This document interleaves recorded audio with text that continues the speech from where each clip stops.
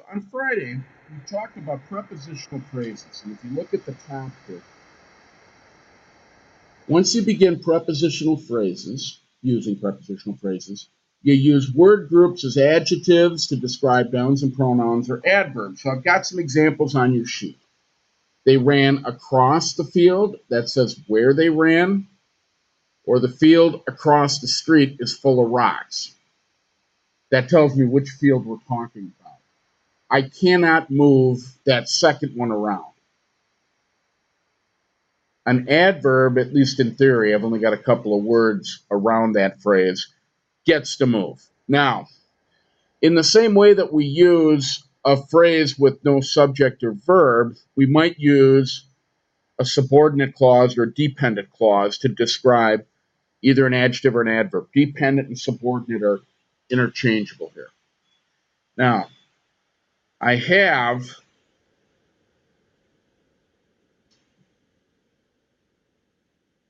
a list of subordinating conjunctions in the document here. Again, I'm not going to ask you to memorize them.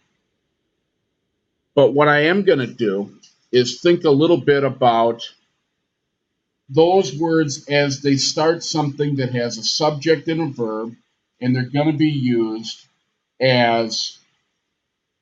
to be used as adjectives or adverbs. Now, going back to our sheet here.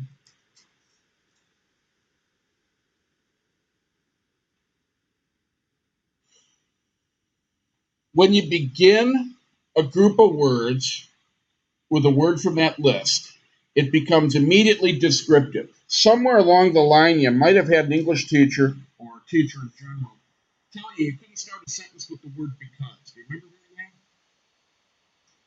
Well, what you're starting with because is you're taking that complete sentence that has a subject and a verb, and maybe a complement, and you're making it descriptive. You're making a cause and effect relationship, and you're going to have to connect it to a bigger idea, and that would be the effect.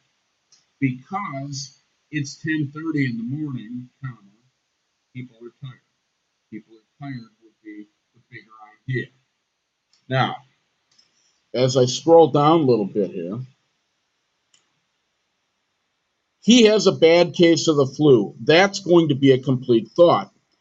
But if I look at it, since he has a bad case of the flu, he is going to the clinic. He is going to the clinic is the important idea. That's going to be an independent clause. Since he has a bad case of the flu, the word since turns that first idea into something that's descriptive. Think of it this way, it's backstory, it's an explanation, it's some kind of excuse. But by itself, I can't just say, since he has a bad case of the flu, period. What you want to focus upon is I've got two ideas. One of them is a sentence all by itself. He is going to the clinic. And that's going to be my more important idea of the two. The one that doesn't stand on its own, since he has a bad case of the flu, is going to be the descriptive part. And I get to move that one around because it's an adverb. He is going to the clinic since he has a bad case of the flu. I like simple things. I'm a simple thinker. So one way to cheat the language, pay attention to the comma that's up there. If you can see that I have a comma after the word flu, consider why that's there. It's there because I get to move this thing around. I began my sentence with something descriptive. I could put it at the end. I could probably stick it someplace else a lot of the time. That comma is there. It's called an introductory comma because I began my sentence with something that's not going to be a complete thought. Now, let's see here. Together, these form a complex sentence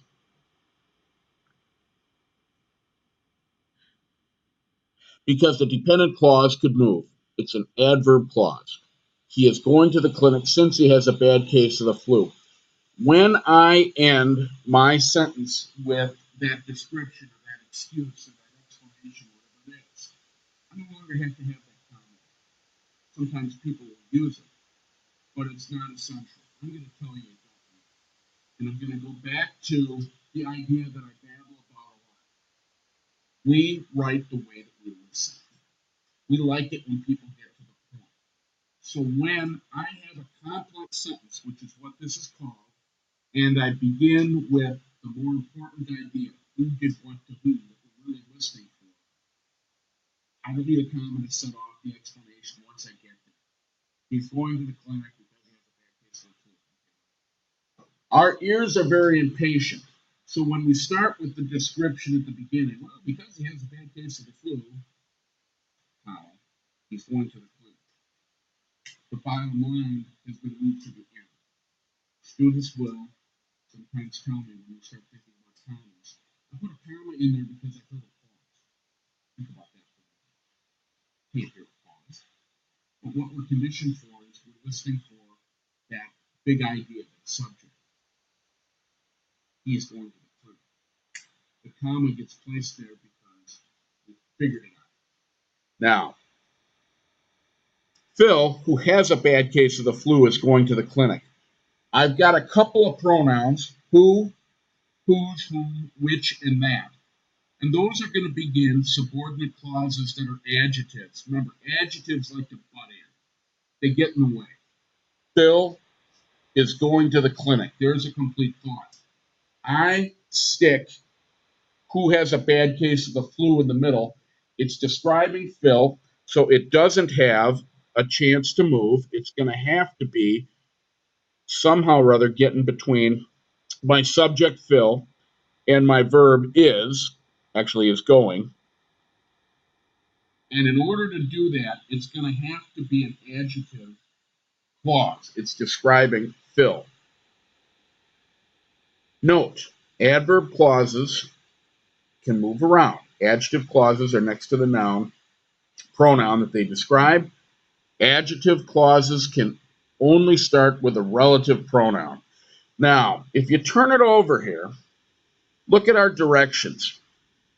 Find the dependent clause in the sentence below. It cannot be a sentence on its own, but it does have a subject and verb at least. Is it an adjective or an adverb clause? I read that backwards. In other words, I want you to find the subordinate clause, has a subject and a verb, but it's not going to be a sentence by itself. And I want you to try to figure out, is it working like an adjective describing a specific noun, a pronoun, or is it working like an adverb where it probably gets to move around? So when, where, how, or why. Let's just see how you do.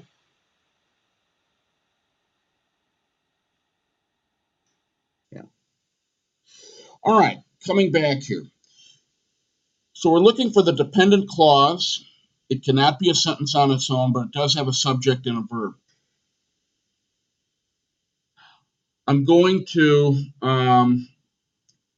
maybe play to those folks who said, wow, I'm just not getting this at all. Okay, so let's try that. Not that I've got my names down as well as I'd like. Although they came close, the Cubs did not win the title. You can see this is sort of an old sheet here. What are my two ideas? Let's start with that.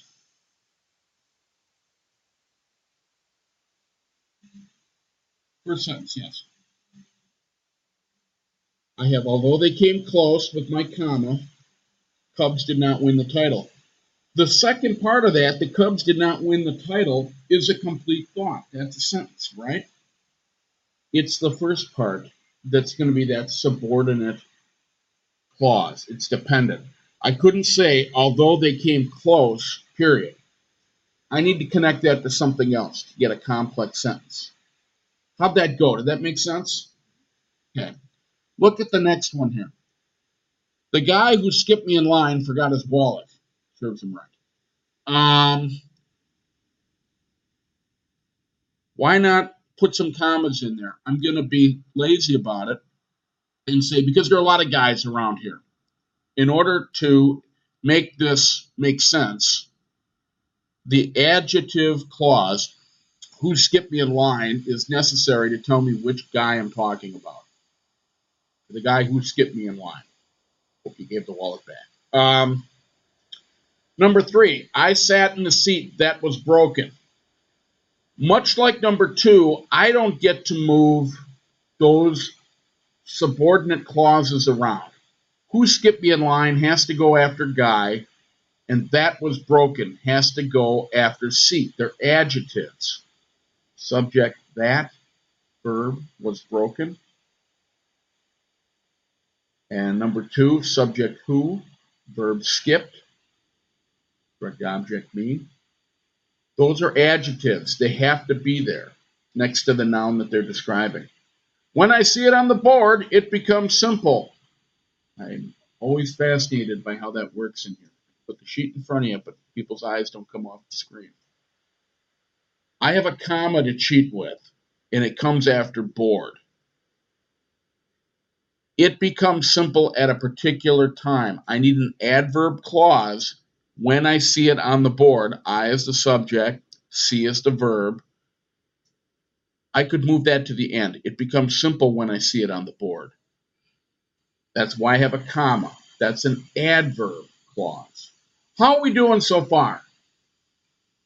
Making sense? Okay. Better?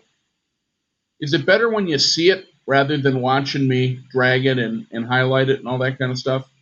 Is this a little bit, Sam? Yes? Fine. I found the worksheets after the class ended. Been there, done that.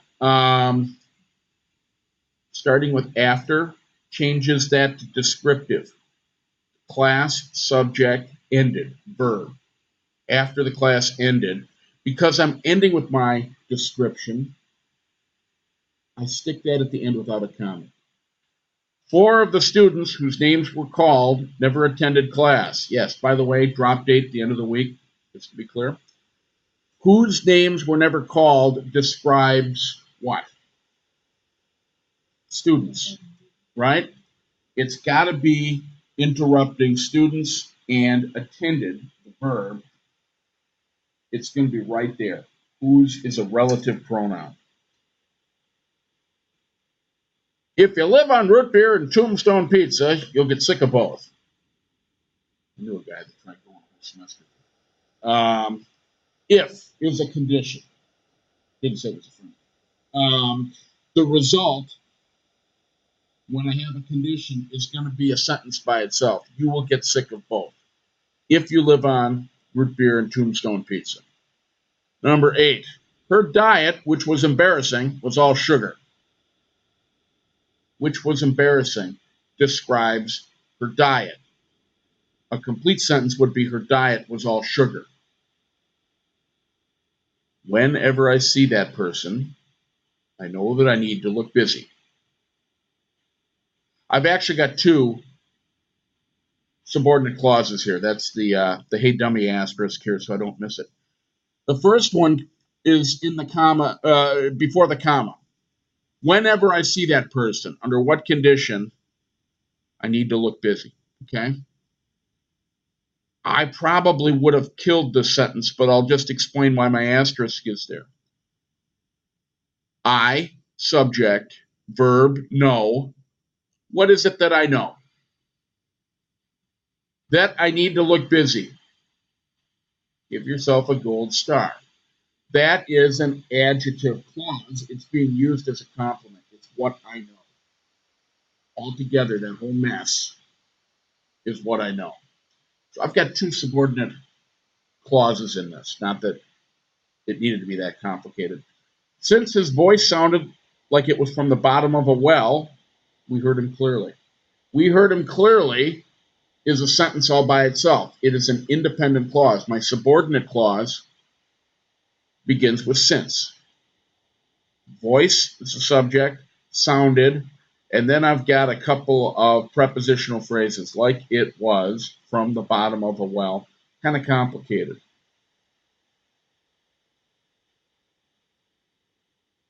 Actually, that's a subordinate clause. Number 11. After he crashed the car, he was given a scooter. Oh, I remember when I typed this up.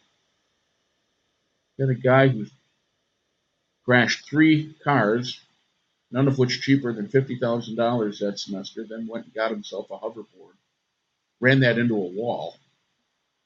Had to send him out with a concussion problem. Anyways, I digress. When this all happened, when was he given a scooter? After he crashed the car. I enjoyed the guy who wore sunglasses to class. Same guy, I think. Who wore sunglasses to class is going to be necessary to describe the guy. That makes it an adjective clause. 13. Although she has no sense of humor, she stayed for the show. As soon as I put although at the front of that, I change an idea, she has no sense of humor, into something that is a fragment. It's not a complete thought anymore. It's a subordinate clause, and it needs to connect to the bigger idea, the independent clause. She stayed for the show. Her dad, who was the guy cleaning his shotgun, seemed happy to meet me. Who was cleaning his shotgun describes dad. Awkward first date department. Anyway, we're going to put that right there between dad and seemed. No sense of humor at all. Because he rarely saw the sun normally, James was happy to rent the laundry room to sleep in. I have cause and I have effect. The important idea is that second part. James was happy, and the rest just kind of falls in with a series of prepositional phrases. To rent, actually, infinitive phrases. To rent the laundry room, to sleep in. My first part is an adverb clause. How are we doing? Does that make a little more sense as we go through the drill? Anybody hopelessly lost here? I don't see anybody waving their hands. No? Breathing into a bag? All right. Now,